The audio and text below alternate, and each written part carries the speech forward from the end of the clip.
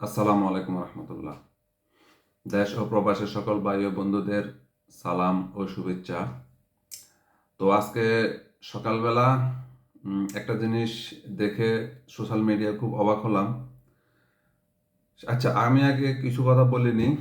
সেটা হচ্ছে, পৃথিবীর প্রত্যেকটা দেশেই, যেসব দেশে উম, খেলাধুলা আছে, ইউরোপ বলেন, আমেরিকাতে বলেন, সব দেশে খেলাধুলা শরীর চর্চা থাকে, যেটা মানে আমাদের মানসিক এবং শারীরিক সুস্থতার জন্য এটা সবসময় প্রয়োজন।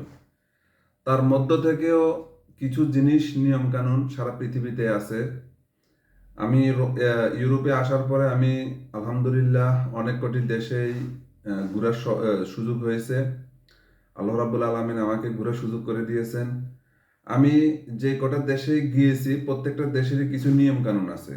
ইতালি বলেন, জার্মান বলেন, রোমানিয়াতে ছিলাম, রোমানিয়াতে বলেন। রোমানিয়া কিন্তু ইউরোপের মধ্যে ইউরোপের মধ্যে একটু লো কোয়ালিটির দেশ। ইউরোপের দেশ হিসেবে লো কোয়ালিটি, সেখানেও নিয়ম কানুন আছে। মনে করেন, আহ, আমরা বিভিন্ন সময় যখন খেলতে যাইতাম, প্রথমে রোমানিয়ার কথাই বলি, আপনাকে মাঠে ঢোকার জন্য একটা ফিস দিতে হবে। তাও 1 ঘন্টা, শুধু 1 ঘন্টা খেলবেন, টাইম টু টাইম। তারপরে ইতালিতে বলেন, সেম পজিশন। আপনি যদি খেলতে যান, আপনাকে খেলার জন্য শুধু 1 ঘন্টা বা 2 ঘন্টার জন্য আপনি মাঠটা ভাড়া নেবেন, এবং যতজন প্লেয়ার খেলবেন 1 সপ্তাহ আগে বলে রাখতে হবে। ওই খেলা খেলবেন আপনারা, যতজন প্লেয়ার খেলবেন ততজন প্লেয়ার কিছু পেমেন্ট করে তারপরে খেলতে হয়। রোমানিয়াতে রোমানিয়ার মানে টাকা পরিশোধ করা লাগতো। ইতালিতে ইতালিয়ার মানে টাকা পরিশোধ করা লাগতো। এবং কি জার্মানিতে জার্মানের মান অনুযায়ী, যে দেশের যে মান, সেই মান অনুযায়ী একটা টাকা পেমেন্ট করা লাগে। সেটা শুধু খেলার জন্য। কোথায় খেলবেন? হ্যাঁ, কিছু যদি ফাঁকা মাঠ থাকে, যেখানে কোনো কর্তৃত্ব থাকে না, সরকার বা প্রাইভেট কোনো কর্তৃত্ব থাকে না, সেখানে আপনি খেললে ফ্রি। কিন্তু যেখানে কর্তৃত্ব থাকে, চতুর্দিকে একটা আবদ্ধ করা থাকে, নিয়ন্ত্রণ করা থাকে, এসব জায়গায় খেলতে হলে আপনাকে পেমেন্ট করা লাগবে। এবার আমরা আসি খেলা দেখার ক্ষেত্রে। খেলা দেখার ক্ষেত্রেও ওনারা যে উন্নত বিশ্ব তো ইচ্ছা করলে ওনাদের খেলাগুলি ফ্রি করে দিতে পারেন, কিন্তু ওনারা ফ্রি করেন না। কেন ফ্রি করেন না? খেলার টাকা দিয়ে যে পরিমাণ নিরাপত্তা কর্মী, যে পরিমাণ নিয়ন্ত্রক বা যে পরিমাণ লোক নিয়োগ থাকে একটা খেলার পিছনে, ওই ওই যে টাকা দর্শকদের কাছ থেকে নেওয়া, ওই টাকা দিয়ে কিন্তু ওইটা পূরণ হয় না। তারপরেও ওই টাকাটা নেওয়া মানে এমন না যে তারা ইচ্ছা করলে ফ্রি করতে পারে না, পারে। ইতালিতে যদি একটা ক্লাব খেলাও হয়, আপনি ওই ক্লাব খেলাও দেখতে আপনাকে পয়সা দিয়ে স্টেডিয়ামে ঢুকতে হবে। জার্মানিতে বলেন, ইতালিতে বলেন, যে কটা আমি আহ, ইউরোপের দেশ ঘুরছি, প্রত্যেকটা দেশে আপনাকে যদি ক্লাব খেলাও খেলেন, আপনাকে দেখতে হলে আপনাকে পেমেন্ট করে তারপরে দেখতে হবে। এখন আমি বলি বাংলাদেশের কথা। আমাদের দেশে আজকে সকাল ঘুম থেকে উঠে একটা জিনিস দেখলাম, ছাত্ররা আন্দোলন করতেছে খেলা ফ্রি দেখার জন্য। যদি এটা গত 2 দিন থেকে চলতেছে, তো আমার গত 2 দিন থেকে এটা নিয়ে কথা বলার প্রয়োজন মনে করি নাই। এটা ছাত্ররা হয়তো না বুঝে তাদের আহ, দাবিগুলি প্রকাশ করতেছে। কিন্তু যখন দাবি বেয়াদবি পর্যন্ত পৌঁছে যায়, তখন আর সেটা ছাত্র থাকে না, অবুঝ বালক থাকে না। আমি একটা আপনাদেরকে দেখাই একটা জিনিস। একটা বাচ্চা, সে কিভাবে ক্ষমতা পায় সেনাবাহিনীর সাথে পাঙ্গা নেওয়ার জন্য। কত বড় সাহস, কত বড় হিম্মত নিয়ে সে আম, মানে চেষ্টা করতেছে যে সেনাবাহিনীর ব্যারিকেড ভেঙে খেলা দেখার জন্য।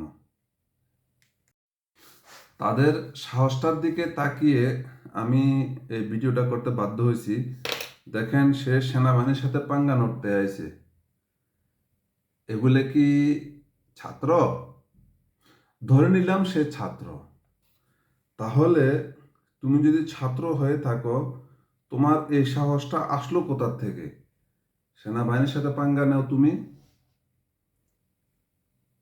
সেনাবাহিনীর সাথে পাঙ্গা নিতে আসছো, তাহলে তুমি কোন পর্যায়ের ছাত্র এটা আমাদের আর বুঝার বাকি নেই।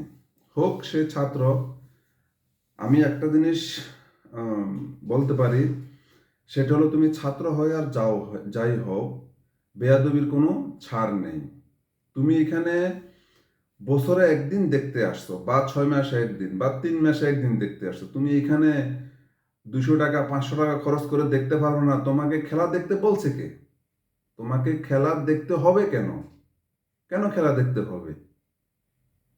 তোমার তো মানে খেলা দেখার সাহসটাই পর্যন্ত তোমার ঠিক ছিল, কিন্তু তুমি সেনাবাহিনীর সাথে বেয়াদবি করতে আসছো, সেনাবাহিনীকে গালি দিতেছো তুমি। তোমার কত বড় সাহস! ছাত্রদেরকে আমরা আমরাও একসময় ছাত্র ছিলাম। যখন আমাদেরকে আমাদের বাস কন্ট্রাক্টরের জন্য আমরা হয়তো 5 টাকার ভাড়া 2 টাকা দেওয়ার চেষ্টা করতাম, কার্ড দেখিয়ে আমাদেরকেও ছাড় দেওয়া হতো। এটা যে বাংলাদেশে ছাড় দেওয়া হয় না তা না, এটা ছাড় দেওয়া হয়। এখনো এটা আছে, এখনো এটা আছে। এবং কি নতুন করে একটা আন্দোলন দেখলাম যে শুক্রবার শনিবারে মানে যেদিন স্কুল কলেজ বন্ধ থাকে সেদিনও ছাড় দিতে হবে। কেন রে ভাই? তোমাকে শুধু এটা হাফ করা হয়েছে বা কিছু টাকা ছাড় দেওয়া হয় শুধুমাত্র তোমার স্কুল কলেজে যাওয়া আসার ক্ষেত্রে, কিন্তু তুমি পুরো বছর তোমার জন্য ফ্রি থাকবে। এটা কোন ধরনের আন্দোলন? তারপরও এটা নিয়ে আমি কিছু বলি নাই। যাক, এটা ছাত্ররা যদি দাবি আদায় করে নিতে পারে, কারণ ছাত্রদের কাছে তেমন একটা পয়সা করে থাকে না, সামান্য কিছু পকেট খরচ নিয়ে আসে মা বাবার কাছ থেকে। তো ওরা যদি দাবি আদায় করে যদি কিছু টাকা ছাড় নিতে পারে, নিয়ে যাক। কিন্তু তোমরা ফ্রিতে মিরপুর স্টেডিয়ামে গেছো খেলা দেখতে, বাংলাদেশের একটা জাতীয় স্টেডিয়াম। এখানে যদি কোনো নিয়ম কানুন নাই থাকে, কোনো নিরাপত্তার প্রয়োজন নাই থাকে, কোনো নিয়ম কানুন নাই থাকে, কোনো পেমেন্টের সিস্টেম নাই থাকে, তাহলে এখানে তো কোনো নিয়মই থাকবে না। টোকাই মোকাই রিক্সা চালক সন্ত্রাস সব প্রকারের লোক গিয়ে ওইখানে খেলা দেখতে যাবে। একটা নিয়ম কানুনের মধ্যে থাকতে হবে ভাই। আপনি ছাত্র, বাংলাদেশি, বা আপনি যেই কেউ হন না কেন, সবার একটা নিয়ম কানুন আছে।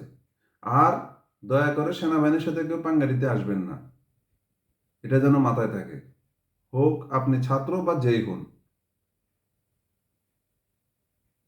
তো আমি এখানে শেষ করছি। আল্লাহ হাফেজ।